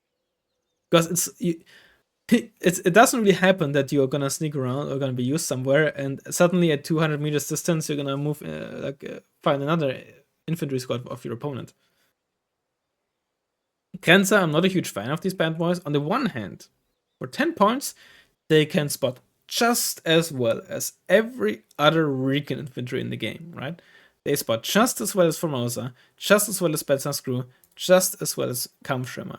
However, they are incredibly slow. And they also only have good stealth. Every other Recon infantry, except for the BGS, the West German counterparts, either has very good stealth or even exceptional stealth. And that is quite a big deal, because it obviously means you're gonna get spotted much, much earlier. Obviously, they're also incredibly bad at fighting, which is at the same time not very surprising, right? At 10 points, that's fine. I think most people don't really expect that they're gonna be good at fighting. But the stealth is really the main reason why I don't like them, and I think they shouldn't be taken. That said, can just spread around a lot of them in like the Euro, which is 150 km/h road speed, right? Which is pretty fast, and just spread them everywhere, right? It is something you can do, and it's not a horrible strat. But they're just gonna be very immobile, and once they're spotted, they're pretty helpless, and they're relatively easy to spot as well. Kampfschwimmer, Recon infantry, but I can't really swim, which is a shame. I think in C Division 2 there's like infantry that can swim, right? MI2 row. MI2 is fine, MI2 row, yeah, not a huge fan. The OT65 Vitra is actually pretty solid now, thanks to the 40% accuracy. It's still not that great, but for 15 points it at least can do something now. T55 is okay, Bruce Komnitsi. Probably what I'd consider the second worst Recon infantry in the game. Like shock Recon infantry, excuse me. I think the only squad that I'd consider worse personally, shock squad, that I'd personally consider worse is the Japanese one, because they're just the same but have a worse anti-tank weapon. Again, Recon infantry, the anti-infantry DPS doesn't matter that much, with some exceptions, at least on shock squads. The anti-tank capability is much more important, right? Being able to kill a Hachinana that is trying to drive by or flash you out. A lot more important than, having a sniper. Because usually you want the weapon to be turned off unless something gets too close. And if something gets too close, it's usually something that's relatively fast, which is usually a vehicle, thus you want to be able to get rid of that quickly. Because if it's Recon infantry trying to move up to you, you can either run away, or it's relatively slow that you can get something in range to then kill it before it gets to you. Speciali, make sure you scroll down and take the 90s variant. There's no reason to take the base one, because 5 points more is you get such a big upgrade. Better primary, better MG, but most importantly, better anti-tank weapon. For 5 points, it's a huge upgrade, right? Very solid anti-tank weapon, good range, good accuracy, decent AP, and still 20 RPM. One of the best Recon infantry squads in the game. Not the best by any means. There's Erikoins, there's Maglans, of course. But after that, there's like Jäger 90 maybe. But then again, unlike Jäger 90, you have solid ground transport options. Not great ones, but acceptable ones. You also have MI17 and MI25. Very, very good. Spezialaufklärer, one of the better, well, probably the second best Red 4 shock Recon infantry. Because you have 700 meters, 17 AP. Most other shock Recon squads for Red 4 are pretty bad in the anti-tank department. And they only have a basic MG, but at least you get like a Recon transport option on SPW80, which is also good. This is not so good because it has no MG, unlike the Polish one. They're not good, this is not good. Salamandra, often taken, but keep in mind only 6 HP. Unlike a Tiger, unlike a Longbow, single Crotal will one-shot you. Bam, just like that. But you're also only 80 points, right? It's deceptively cheap. I find, at least. I'm still not a huge fan of it, but it's still being run very, very often, especially in like a motor deck. People like it. I don't. But I also don't like playing against it, right? I'm not saying it's a bad unit. Kokon M, right, has good range. Solid amount of rocket pods, at least with 1, maybe 2 infantry squads. But if you run this, you probably want to run a fob. But again, most people do, so it's more than fine. Just be a bit careful because of the 6 HP. And then the Sviadovci, where there's very little reason to run them. They don't even get the MI17, which Bruce Komnitsi do, for some reason. I don't know why. Yeah. If you run them, excuse me. If you run them, just run Spezialaufklärer. They have basically better transport options available. And have an RPG-7V with the extra AP. Alright, I had to briefly take a pause here because talking for like 90 minutes without break is Tough. Alright. Vehicle tab. There's like 2 good options here, the rest is eh. A285 is actually kind of okay. 15 points is a bit expensive for like a spam vehicle. It might sound weird, but it is what it is. But it has 2 front armor, 8 RPM with 3G, and a 50 gun with like trained as well as base veterancy, where sometimes these come with rookie. Still nowadays, especially with the Italy patch, is actually one better option in my eyes. Malka, don't bother with this, please. Conquers, these Conquers BRDM2s and a Conquers M. There's an okay option. I'd not suggest really using them outside of Modo or Mech. They're like a unit that is fine to put in if you have the slot available. Every now and then they can come in clutch for sure. But gotta be just very careful with them. Because it dies so quickly with 1 armor, right? So keep that in mind. This is very neat now. With its increased ground range to 1750. I think it had 1575, but with it badge 1750. Very, very solid. 5 front armor, 2 HE, massive suppression and AoE. This can just delete and instantly stun infantry. It's so, so fun. Also, keep in mind what you can do. You can turn off the kinetic weapon, and then it will use its HE rounds against vehicles and also stun them pretty fast. So that is a very fun thing you can do. I love these things. Actually, not that great against as base defense, believe it or not. It is incredibly good as like ground, like fire support, especially against infantry. Not so great against helicopters and such. This is also pretty good, both as fire support and even offensively or in flanks. Against CPTU has very high rate of fire and suppression for its, especially for its cost here. Definitely worth considering. Just get 6 of them in the opener. Just fast move them, and if they're gonna get through uncontested, they can do a lot of damage to stuff that can't defend itself in time. And worst case scenario, they're gonna get killed, but at least you're gonna buy some time for the stuff behind because your opponent has to shoot at them and reload. Again, flame tanks are gonna do flame tank things. Not a fan. This is 10 points only, but 1 armor, no MG. Not the best speed, but like, it's 10 points. Okay, for 10 points, the mobility sets are actually pretty good. Maybe even better than pretty good, I'll be honest. Actually, very good. Having 500 kilometers autonomy and acceptable off-road speed at 10 points is actually surprising. 1 armor isn't great, but also only 2 HE with 25% accuracy. Good range, admittedly, and 10 RPM, but I really think this looks better on paper than it really is. Because it's the thing with these fire support vehicles is, I think what is often underappreciated, right? If you compare this to something, compare this to what I'd argue is like the prime 10-point fire support vehicle, the M36. And what's the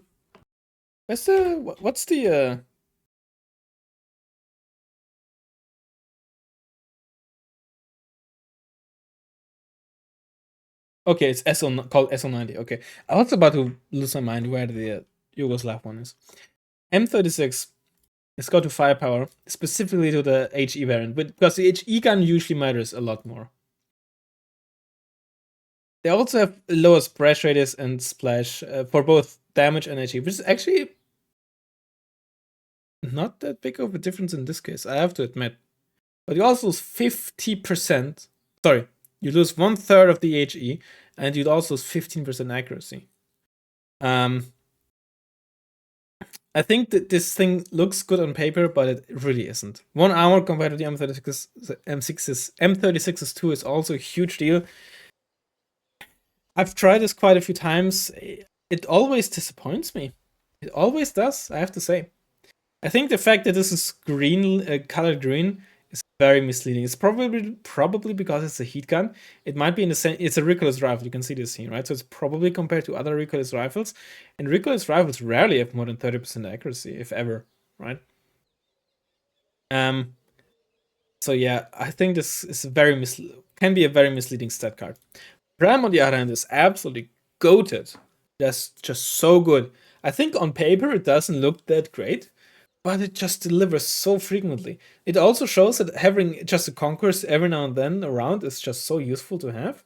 It can fire the Conquerors and its low velocity gun at the same time. Low velocity gun also at very long range with 5 HE. So it's very easy, or relatively easy, to keep it safe from tanks. And for the same price as BRDM, you still get a Conquerors and a long range gun and 2 front armor. Obviously, you're not wheeled and you get fewer Conquerors, but it's just such a good vehicle that I think can look very unassuming. As a reckless rifle, that is not very good. It's not a very good cheap either. This is not very good. We talked about this. Yeah, these are all talked about. Helicopters. DHS MO24P. That is an interesting unit. It is not the greatest anti-air helicopter. Doesn't really have the accuracy of something like a Mistral. It has good range versus helicopters. In fact, I don't think it gets outranged by anything anymore. Oh, I'm losing it. Dusty. Yeah, because the Super Cobra doesn't have the aim 9s anymore. It used to have aim 9s, which I think also outranged helicopters by quite a bit, and other helicopters. I think so. The 2625 is the highest you get nowadays, which otherwise is only found on, well, Groms, which are on the Sokol. No, oh no, Sokol has Iglas, right? Never mind. But otherwise only found on the Mistrals, on the Gazelle Celtic and the Tigers, on the T190s missiles. But do the Igla Vs on the KA-52 also have 2625? Because the Igla Vs are only on that. They're not on any vehicles, so I don't remember actually. That's at good range. Also versus planes, actually. But not the greatest accuracy. The gun is fixed, unlike on the 24 VP, so it's not the most useful gun. It's by no means useless, but not the most useful one. Coco and M's are fine. It's, again, one of these units that is by no means bad, and some people, Nick the Man, I think, really loves this unit and makes good use of this quite frequently. But I just find it very, very awkward. It's quite expensive for what it does in terms of anti-air, but it does have the additional utility on the Kokon M. It's not like the C9A T190, right? The Chinese anti-air helicopter where you pay 90 points and literally all you get is an anti-air helicopter.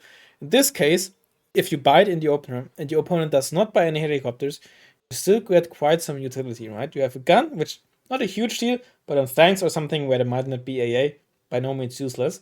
Kokon M's, which are quite good.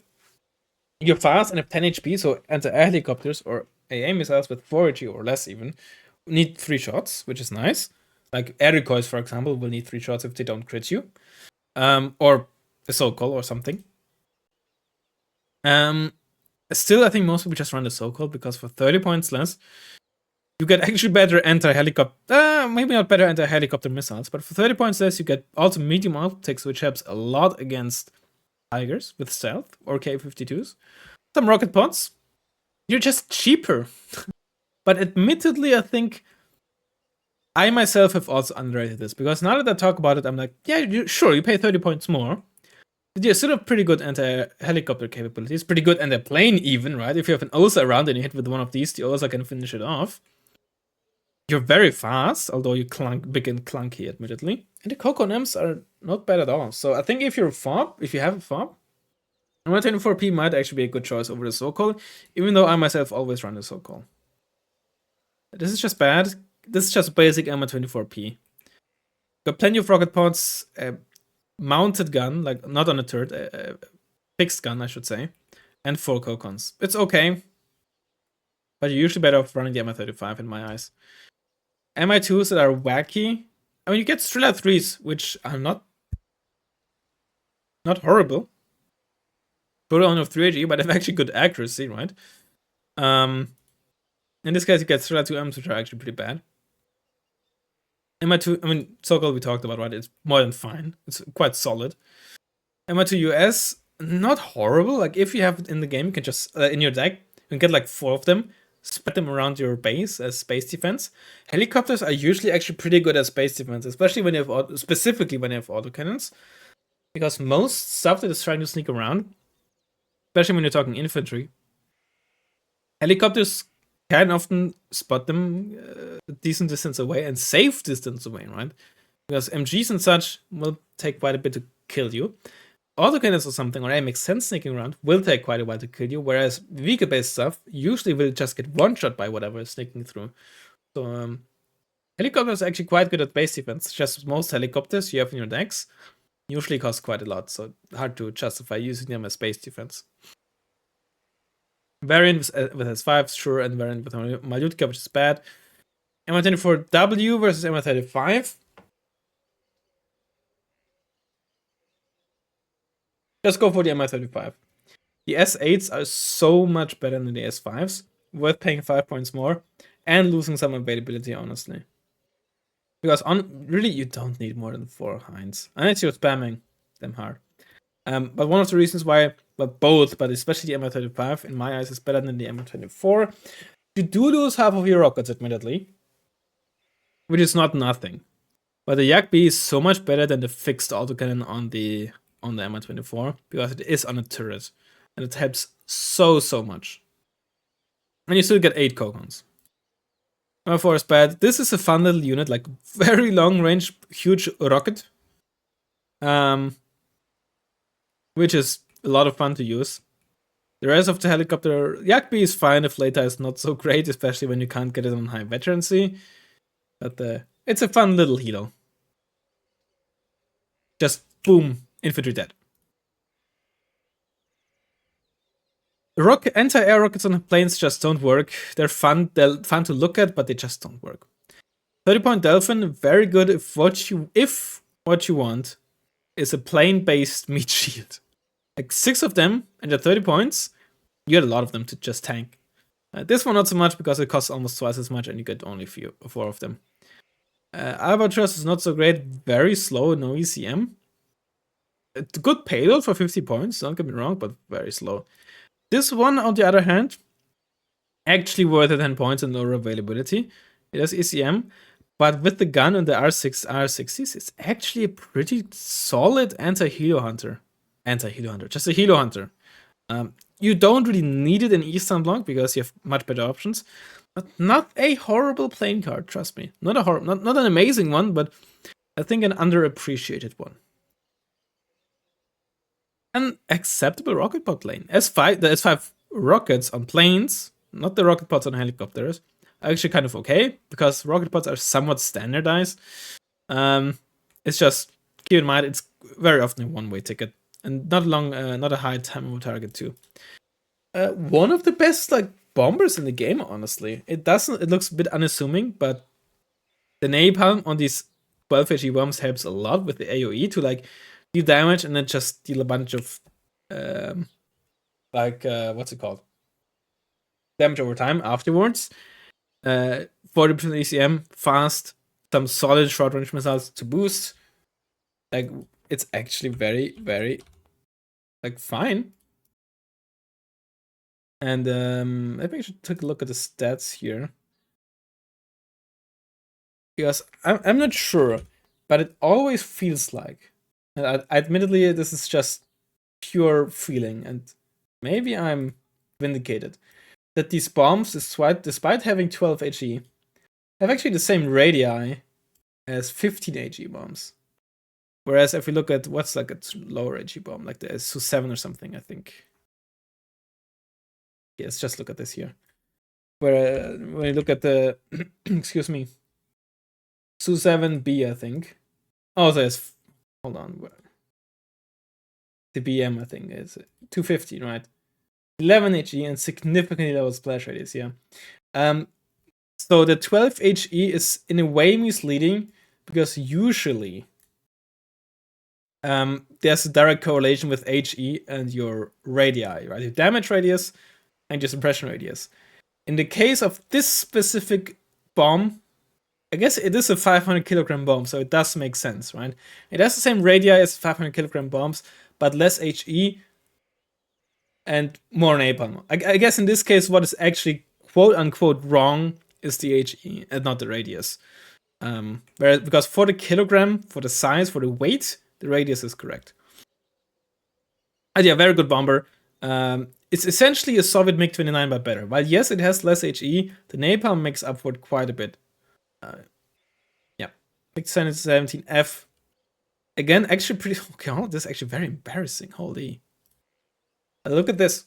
Oh no, never mind. This has 250 kilogram bombs. It's a bad plane. Never mind. I take it back. But here, there we go. For 5 points more, we get 15 kmh, 2 guns, making this an actually like kind of okay helo hunter. But I think this gun runs out of ammo very very quickly. Where was it? But lower availability. There you go. That's the downside. It's just bad. This is, yeah, it's like one of these. Oh, hey, it's a helicopter with one set of 4 short-range missiles. They're not that great, right? It's just okay. There's another one. Yay! Like this is awkward, right? Because they're not nearly consistent enough to kill a helicopter in one pass. And then against other planes, they're just gonna get dunked on. And actually, kind of okay napalm plane, believe it or not. It's fast, has some ECM, and while it's only 2 bombs, it's 2 big red 4 bombs, right? Not a small blue 4 ones. So, you know, kind of works, I suppose. Rocket pod plane. Twice the S5Ms compared to the Lim plane. Also much faster and has some ECM. And the R60s. One important thing, the base R60s, not the R60Ms, the R60s have a 1 second reload time as opposed to 2 seconds. So while it has less HE and accuracy, you can very often get 2 of those off in 1 pass against a helicopter. Which is one of the reasons why the Lazur is actually quite good. Because it usually gets off 3 missiles as opposed to 2. Which is very, very helpful. Which is why nowadays I might not do this anymore. But in the past, this was one of the, or like the reason really, for me to use, for me to use the Lazur over the Yugoslav L17K for my mixed red for my Helo Hunter. Because it has the R60s and not the quote unquote better missile. For this specific scenario, the R60s are actually kind of better than the R60Ms. The prime rocket pod plane in Eastern Bloc usually, because this thing also reloads so fast, right? I compared this. Reload time, like, basically what matters for your weapons reload time on planes is the supply cost. Where's the supply cost? There it is. Essentially a fixed supply cost. If you have one plane has 1 bomb that costs 500 supply, and another one has 10 bombs, then the other one is gonna reload for 10 times as long. But just like with ground units, it gets repaired and refueled at the same time. So basically, the only thing that matters is what takes the longest, right? Repairing, refueling, or rearming. It's usually rearming, but then if your plane has like gets out at 1 HP, then it's gonna take quite long to repair as well. Don't ask me for the numbers, though I don't know them. Either way, the MiG-21 MF, the Polish one, reloads so fast. Like that's 87.5 per shot, right? It has only 4 of those. So, quick math. That's 350? Like 4 times 80 is 320. 4 times 7.5 is 30, right? Yeah, 350 supply. Whereas, like, take the MiG-21 ML, the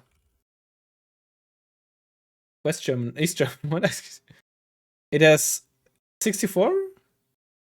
64 of 23, right? Let me open my calculator. 64 times 23 and whatever. 1.4k. Well, probably with the 0.44, or like 1.5k, huh? Yep, 1.5k supplies versus 350. Almost 5 times as long. Well, okay, let's say 4 times as long, okay? To rearm the rockets. That the MiG-21MF rearms so goddamn quickly. It's very fast. It also gets them out pretty fast. And it even has 20% ECM to boost. it still has to get pretty close to enemy units, but it has pretty big splash damage. It stuns very easily. It just goes in and out, in and out, in and out, so god dang fast. If your opponent starts spamming this out and you don't deal with them quickly, you're gonna have a very rough time. MiG-23BN is not so great. 28 AP for like 2 semi-active on top of that missiles. Not that good because it has to dive to get both of them off pretty deep, and even then, it won't double tap like 21 armor and above. MiG-23 is a pretty solid like secondary ASF. Your main ASF should usually be a MiG-29, but this is like a good secondary card. In Czechoslovakia, you get 3 of those upweighted, which is pretty fun. Pretty like solid. It's a bit of a class cannon with only 10% ECM, but pretty deadly. A pretty good cluster plane. Like 3 per card, fast, 20% ECM, 6 bombs. Not horrible. It wishes it was the MiG-23 ML, but it isn't. Comes 3 per card admittedly, but significantly less accuracy on the missiles. Good chunkless range on the long range ones or medium range ones. Yeah, it's not that great. Not horrible actually for 80 points, I have to say. But usually it's also just tough to fit in. Because you usually want as like a secondary quote-unquote ASF, the Lazura is like a really good helo hunter. Actually, how do these two compare? Now, like, it's still 3, but now it's hard now. Oof. 5 points more, you're basically worse. Like, you get the R60Ms, which are better, but you get a lower veterancy, which hurts your medium range missiles. So, yeah, if you want to use one of these, use a Polish one. MiG-25 RBF, decent bomber, but not really used over the MiG-29. Again, one thing to keep in mind, pure bombers, i.e. bombers without short-range missiles, or the ones that aren't classified as multi-role, also fly lower, which obviously, because they're closer to the ground, are longer and earlier in range of anti-air. Which means they get killed faster. Look at this, altitude 500, altitude 1000. It's a shame, but that's how it is in Wargame. MiG-29s, usually people use a Polish one, because while the West German one, why do you keep saying West German? While the East German one has Fire and Forget on the R77s, it only has 2 of them. And the thing is, usually in a head-on fight, you would get 3 Fire and Forget medium range missiles off, and you would only get maximum 2 of the semi-active ones off. So yes, they're Fire and Forget, and yes, you do get the second one out and potentially hit or miss before the second semi-active one is. But that's not that huge of an advantage. And the Polish one is cheaper and has better higher veterancy, so more accuracy, which is just at the end of the day kind of better. That said, the East German one is still fine, more than fine. But yeah, having only 2 R77s instead of 3 or even 4, like the Block 52 that the USA has, really hurts it quite a bit, actually. That's why the KWS is so good. It has the sort of perfect amount of medium range AIM-120s, while still coming at veteran. Right? It comes at veteran because it has significantly worse short range missiles in form of AIM-9L versus AIM-9Ms or R73As. That makes KWS so powerful. It gets 3 higher veterancy, Fire and Forget medium range missiles off versus 2 on the MiG-29. Su-22 M4, kind of a better MiG-23. It does have lower range, lower speed, but the 30 AP and even more range on the missiles is quite helpful. Quite helpful. Still, what you see is just a Syria. It's best anti-tank plane you have in this deck by far. Fire and Forget with 30 AP is very good. Obviously, it's not the fastest and only 20% ECM, but it's the best you get. And still switch again, 28 AP is just, why would you use this? If you're like for 5 points more, the 10% ECM loss is worth it with the 2 AP, and yeah. Same story as the East German MiG-25. It flies very low. Good payload for the price, but also not very fast and only 20% ECM. It's a tough sell to use this. Seaplanes, there's 2 to choose from. If it fires, the Polish one is gonna be more consistent. But I still prefer the East German one because, well, for one, It actually has some R6s, which is admittedly rarely gonna matter, right? Because you usually run it down with it, and it has only 40% accuracy on the missiles. Hard to really. It's not gonna be actually come in very gonna be used very often. They still fly the same altitude, by the way. They both have medium stealth. They both have the same speed. Polish one has more ECM, but West. God damn it, East German one has more range, which I think is better than the ECM and firing in salvos of 2, because you get to fire a good chunk earlier, giving your opponent less time to react to your seed. There. Thanks for coming to my TED Talk. That said, Polish one is still fine. Yeah. Do what you want. I prefer the East German one. I'm gonna say West German again. God dang it. Also keep in mind though, this also means always firing 2 means that you're gonna be reloading your seaplane for quite a long time. Quite a long time longer. Quite a time longer. Look at this. If I always 2, so 4,400 per salvo versus 2,800 per salvo. Seed missiles, in case you never noticed, take a really long time to rearm. 225k. I said it last time, just so overshadowed by the 25T. It is not nearly as survivable. Having only 1 rear armor as opposed to 2 is hurting it quite a bit. It's good that this isn't the case, because I think these 2 front and rear armor planes are very toxic. Yeah, it's not very survivable. It has to dive in pretty deep. It can be fun to use, right? Stunning stuff you don't see with the rockets. Like if you know where the EAA is and you don't see it, you can stun, maybe even kill it with the rockets, and then finish off some tanks or something with the K25 and your gun. But it is very easy to kill and lose. No real reason to use the seatbelt in my eyes in this deck. It has no stealth, only 1 missile. It is not that great, and yeah. This is horrible. Okay, not horrible, not great. This is horrible. This has very good payload, but again, napalm planes always miss something. In this case, it's survivability and speed, I guess. Great payload, horrible survivability, bad speed, or mediocre speed, right? It's never really the bomb, the napalm bombs themselves. They are fine. It's just the planes they come on, right? Imagine if all HE bombers, right, were like this and that, right? If all HE bombers had like this speed and ECM and payload, right? Oh, finally something with 815 HE bombs. Well, sucks to be you, it has 0% ECM and 750 kmh, right? That's the thing with freaking napalm bombers in this game. It's never that the bombs are horrible, it's that it's always on horrible planes, right? That's a problem with napalm planes. But at the same time, maybe it's good that way. I don't know if it would be fun if everybody like started always napalming off starting roads and all that. I don't know. Maybe it would be fun because people would then always open with ASFs and would create its own like meta, I suppose. I don't know. It's not like bombing the roads at the start with napalm is like as game changing as helo rushing or anything, right? I'm not saying that, but I don't know. Maybe it would be very annoying. Maybe it wouldn't.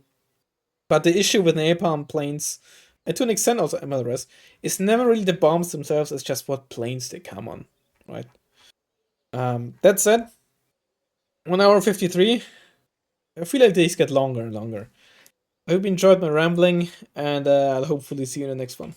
Bye bye.